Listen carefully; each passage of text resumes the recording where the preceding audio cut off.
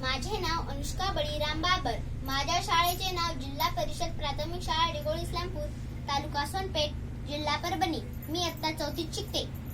मी एके दिवशी शाळेतून घरी जाताना एक काका चिप्सचे पॉकेट खात होते. मग त्यांचे संपले. त्यांनी ते रॅपर रस्त्यावर फेकले.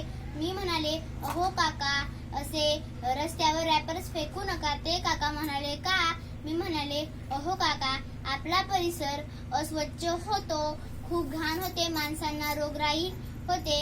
ते काका म्हणाले, तू कोण? मी म्हणाले, मी स्वच्छता मॉनिटर, जिल्हा परिषद प्राथमिक शाळा डिगोळ इस्लामपूर, तालुका सोनपेठ, जिल्हा परभणी.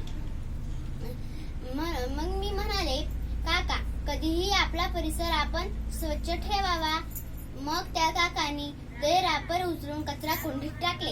म्हणून कधीही आपला परिसर स्वच्छ ठेवावा. शाळेतला किंवा घरचा, अंगणातला परिसर आपण स्वच्छ ठेवावा. धन्यवाद. एक कदम स्वच्छता की ओर से.